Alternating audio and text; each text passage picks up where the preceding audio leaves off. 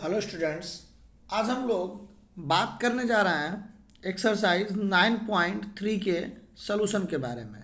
ठीक है। और इस वीडियो में हम बेसिकली दो तीन क्वेश्चंस के ऊपर बात करेंगे, जो कि क्वेश्चन नंबर 4, 6 और 11 क्वेश्चन नंबर है। ठीक है। जो कि एक बच्चे द्वारा मुझसे पूछा गया है। ठीक है कि सर आप प्लीज़ इन इन क्वेश्चंस का सॉल्यूशन का वीडियो बना दीजिए। ठीक है। तो चलिए बिना किसी देरी के हम लोग वीडियो को शुरू करते हैं। ठीक है। और ये क्वेश्चंस बेस्ड होंगे किस पे? सिंपल इंटरेस्ट के ऊपर। ठीक है। तो चलिए हम लोग वीडियो को शुरू करते हैं और क्वेश्चन सॉल्व करके देखते हैं। ठीक है। तो सबसे पहले क्वेश्चन नंबर 4 सॉल्व करते हैं। ठीक है।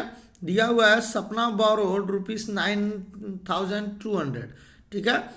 जो सपना है वो बोरोड यानी उधार लेती है 9,200 रुपये। ठीक है। ऑन 2 मई, ठीक है, 2018 यानी 2 मई 2018 को वो 9200 रुपये उधार लेती है। किससे लेती है?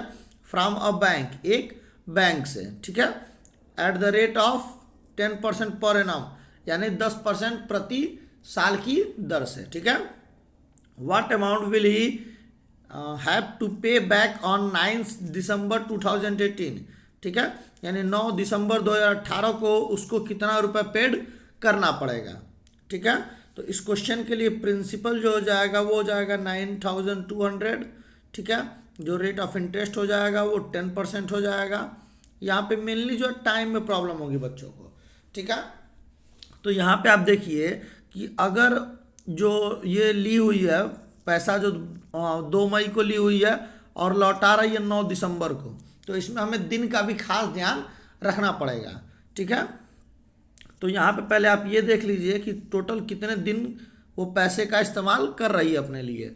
तो मई में ली है तो मई का 31 दिन हो गया। ठीक है। उसके बाद जून का 30 दिन, जुलाई के लिए 31 दिन, ठीक है, अगस्त के लिए 31 दिन, ठीक है, सितंबर के लिए 30 दिन, ठीक है, फिर अक्टूबर के लिए 31 दिन, नवंबर के लिए 30 दिन। ठीक है। उसके बाद वो 9 दिसंबर को ली है, यानी 1 दिसंबर, 2 दिसंबर, 3 दिसंबर, 4 दिसंबर, 5 दिसंबर, 6 दिसंबर, 7 दिसंबर, 8 दिसंबर और 9 दिसंबर। 9 दिन यहाँ हो गया। लेकिन ध्यान दीजिए आप कि 2 मई को उसने पैसा लिया था, यानी 1 मई और 2 मई को पैसा इस्तेमाल नहीं कर पाएगी। या तो हमें यहाँ 2 मई को छोड़ना पड़ेगा या तो 9 दिसंबर को छोड़ना पड़ेगा। या तो जिस दिन पैसा रिटर्न किया या तो जिस दिन लिया उसे कैलकुलेट नहीं करेंगे। तो यहाँ सिंपली जो है टोटल 7 दिन को कैलकुलेट करेंगे। अब इन सबको ऐड कर लेंगे तो 1, 2, 3, 4, 5, 6, 7, तो ये हो जाएगा 7 और 7 का 30 में गुणा कर देंगे। 7 त्रिक 21, 210, 211, 212, 213, 214 और ये 7 हो, टोटल हो जाएगा 221 दिन। ठीक है। चलिए अब हम लोग आगे करते हैं। ठीक है। अब हम इसको मिटा देते हैं, आप इसको नोट कर लीजिएगा। ठीक है। यानी कि यहाँ पे टोटल हो गया कितना? 221 दिन। ठीक है। तो अब हमें अब टाइम लिख देंगे 221 दिन, और एक साल में टोटल 365 दिन होता है। ठीक है। यानी 221/365 हो जाएगा। ठीक है। अब हमें यहाँ फाइंड क्या करना है? सिंपल इंटरेस्ट फाइंड करना है। ठीक है। और उसके बाद हमें अमाउंट फाइंड करना है कि कितना रुपये वो बैंक को रिटर्न करेगी। ठीक है। तो चलिए आगे देखते हैं। ठीक है। हम जानते हैं कि सिंपल इंटरेस्ट बराबर क्या होता है? P/R/T/100। ठीक है। सिंपल इंटरेस्ट हो गया, यहाँ P की जगह 9200 हो गया, R की जगह 10 हो गया, टाइम की जगह 221 और ये जो 365 लिखेंगे वो नीचे चला जाएगा। ठीक है। यहाँ हो जाएगा 100 × 365। 1 0 से 1 0 ये कैंसिल हो जाएगा, 1 0 से 1 0 ये कैंसिल हो जाएगा। ठीक है। अब अगर हम जब इन दोनों का मल्टीप्लाई करेंगे 920 और 221 का, ठीक है, तो ये हो जाएगा 203320। आप इसको मल्टीप्लाई करके देख लीजिएगा। ठीक है। और नीचे कितना हो जाएगा? 365। ठीक है। अब इतना आप लोग नोट कर लीजिए। ठीक है। उसके बाद हम जो है 365 से अगर इसमें डिवाइड करेंगे, ठीक है, तो एसआई हमें यहाँ कितना मिल जाएगा? 557.04। ये हमारा एसआई हो जाएगा। ठीक है। उसके बाद हमें जो है एसआई तो चाहिए ना, अमाउंट चाहिए। तो अमाउंट निकालने के लिए क्या फार्मूला होता है? Principal plus SI simple interest. तो प्रिंसिपल की जगह हो गया 9200 प्लस 557, ठीक है। तो अब जब इसमें जो है 0.04 भी होगा, ठीक है। अब इसको ऐड कर देंगे तो हो जाएगा 9757.04, यानी इतना रुपए जो है 9 दिसंबर 2018 को उसे, यानी कि सपना को बैंक को लौटाना पड़ेगा, ठीक है। चलिए अब हम लोग अगला क्वेश्चन देखते हैं। अगला क्वेश्चन है क्वेश्चन नंबर 6, ठीक है। क्वेश्चन नंबर 6 दिया हुआ है अ सम एट सिंपल इंटरेस्ट, ठीक है, 5 पैसे पर रुपीज, ठीक है, यानी 5 पैसा प्रति रुपया। तो देखिए 5 पैसा हो गया, टोटल 1 रुपये में 100 पैसे होते हैं, तो 100 हो जाएगा इंटू 100, ठीक है। 2 जीरो से 2 जीरो कट जाएगा, यानी 100 से 100 कट गया, ये कितना हो जाएगा, ये 5% हो जाएगा, ठीक है। चलिए अब हम लोग आगे देखते हैं। ये पर एनम के हिसाब से दिया हुआ है, ठीक है। अमाउंट रुपीज़ 4200, ये जो है 4200 रुपये हो जाता है कितना, 5 साल में, ठीक है। यानी बेसिकली क्वेश्चन क्या कह रहा है कि कोई एक सम है, यानी प्रिंसिपल है, ठीक है, वो सिंपल इंटरेस्ट पर ब्याज पर दिया गया है 5 पैसे पर रुपीज़ की दर से, यानी 5% इसका हो जाएगा, ठीक है, पर एनम। और उसको जो 4200 रुपये मिल रहा है 5 साल में, ठीक है। इसका मतलब हमें क्या करना है, यहाँ सम निकालना है कि टोटल सम कितना था, ठीक है। तो हम यहाँ लिखेंगे कि SI बराबर, पहले तो लिख देते हैं गिवन क्या क्या दिया हुआ है। प्रिंसिपल हमें नहीं दिया है, इसे हम P मान लेते हैं। R हो जाएगा 5%, टाइम हो जाएगा 5 साल, ठीक है। और जो इसका अमाउंट हो जाएगा वो कितना हो जाएगा 4200, ठीक है। और हमें यहाँ क्या निकालना पड़ेगा, प्रिंसिपल निकालना है, ठीक है। हमें सम निकालना है कि कितना पैसा हमने दिया था, ठीक है।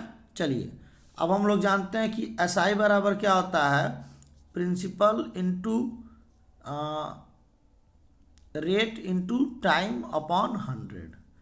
यहाँ SI तो दिया नहीं है, लेकिन अमाउंट दिया हुआ, तो SI को हम अमाउंट माइनस प्रिंसिपल भी लिख सकते हैं, ठीक है। ये भी एक फार्मूला है। इस जगह P into R into T upon 100, ठीक है। अब अमाउंट की जगह, ठीक है, ये हो जाएगा 4200 माइनस P की जगह P रहने देते हैं, मालूम नहीं है। रेट की जगह 5 और टाइम की जगह 5/100, तो ये हो जाएगा 5 5 25, और 25 से 100 कट जाएगा 4 बार में, ठीक है। तो अब हम लोग आगे देखते हैं। ये हो जाएगा 4200 minus P is equal to P/4।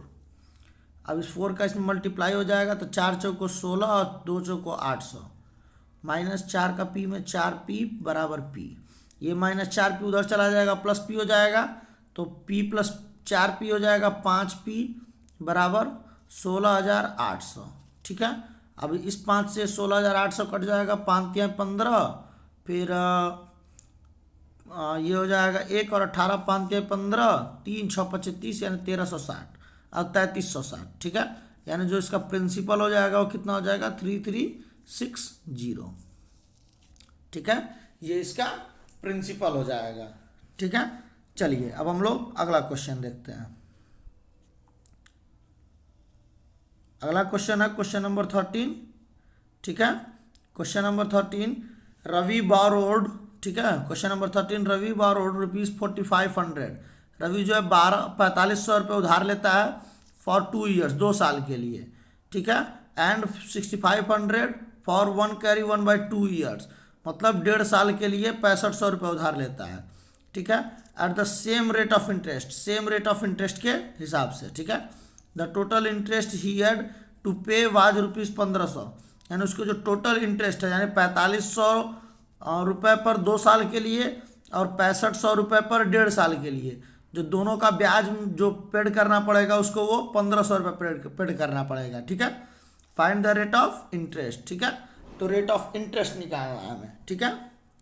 देखिए तो पहले अगर हम यहाँ पे देखें, पहले कंडीशन में जब उसने 4500 रुपये लिया, तो मैं गिवन नहीं कर रहा हूँ, आप गिवन कर लीजिएगा, ठीक है। फर्स्ट कंडीशन सेकंड कंडीशन में क्या क्या होगा, तो सिंपल इंटरेस्ट बराबर क्या हो जाएगा, P into R into T upon 100। तो पहले वाले के लिए जो सिंपल इंटरेस्ट है वो 100 रुपये मान लेते हैं, प्रिंसिपल की जगह हो गया आपका 4500 रुपये। रेट हमें नहीं मालूम, टाइम हमें मालूम है 2 साल के लिए, और बटे 100 हो गया। ठीक है, ये एक जीरो से एक जीरो कैंसिल, एक जीरो से एक जीरो कैंसिल। ठीक है, यहाँ पे ये x बराबर कितना आ गया, 45 दूनी 90 आर, यानी 90 आर। ये हमारा जो है इक्वेशन नंबर फर्स्ट हो जाएगा, ये इक्वेशन नंबर फर्स्ट हो जाएगा। ठीक है, चलिए अब हम लोग सेकंड कंडीशन के लिए देखते हैं। ठीक है, तो सेकंड कंडीशन के लिए SI बराबर हो जाएगा P into R into T upon 100। ठीक है, तो SI के मान लेते हैं, इसके लिए y हो जाएगा। ठीक है, क्योंकि सिंपल इंटरेस्ट दोनों के लिए अलग अलग होगा। ठीक है, तो P यहाँ पे दिया हुआ है 6500 रुपीज़, R हमको मालूम नहीं है, लेकिन ध्यान रखिएगा जो रेट ऑफ इंटरेस्ट है वो दोनों के लिए सेम है। तो हमने पिछले में भी R माना था, इसमें भी R मान ले रहे हैं। टाइम की जगह कितना हो जाएगा यहाँ 3 कैरी 2 1 कैरी 1/2, यानी 3/2, ये 2 नीचे चला जाएगा। ठीक है, और ये हो गया 100। ठीक है, अब ये एक जीरो से एक जीरो, मतलब ये 2 जीरो से ये 2 जीरो कट जाएगा। ठीक है, यहाँ पे y बराबर कितना हो जाएगा 65 का 3 में 6 3 18 5 1 15, यानी 195 R। ठीक है, और अपान 2। ठीक है, ये हमारा इक्वेशन नंबर सेकेंड हो जाएगा। ठीक है, यानी पहले हमें जो है, पहले हमें x रुपया इंटरेस्ट मिला था, बाद में हमें y रुपये से इंटरेस्ट मिले। अगर इन दोनों को हम जोड़ देते हैं तो हमें कितना 1500 रुपये टोटल इंटरेस्ट मिला। x के जगह हम पहले इक्वेशन से वैल्यू रख देंगे 90 R। ठीक है, y के जगह पे हम रख देंगे इक्वेशन नंबर सेकेंड से 195 R/2 इज इक्वल टू 1500 रुपये। ठीक है, अब इस 2 का मल्टीप्लाई एलसीएम लेकर के सॉल्व कर लेंगे, ये हो जाएगा 180 R plus 195 R is equal to 1500। ठीक है, और ये अपॉन में 2 रहेगा। ठीक है, अब जब हम इन दोनों को जोड़ देंगे तो ये हो जाएगा 375 R is equal two upon 2 भी लिख लीजिए, इज इक्वल टू 1500। ठीक है, अभी क्रॉस मल्टीप्लाई हो जाएगा, यानी 375 R बराबर 1500 इंटू 2। अब इससे कट जाएगा ये। ठीक है, कितनी बार में 4 बार में। ठीक है, यानी AR इज इक्वल टू 4 2 जा 8%, यानी रेट ऑफ इंटरेस्ट कितना हो जाएगा 8%। दोनों के लिए सेम है, तो दोनों के लिए हमारा आंसर आ जाएगा 8%। ठीक है, तो उम्मीद करते हैं ये सारी चीज़ें आपको समझ में आ गई होंगी। अगर अभी भी आपको कोई दिक्कत है तो आप प्लीज़ हमें कमेंट करिएगा, हम आपकी सारी क्वेरीज को सॉल्व करने की पूरी कोशिश करेंगे। ठीक है, अगर यदि आपका भी कोई क्वेश्चन है तो आप प्लीज़ हमें कमेंट जरूर कर दीजिएगा। ठीक है, मिलते हैं आने वाले नेक्स्ट वीडियोज़ में। अभी के लिए धन्यवाद।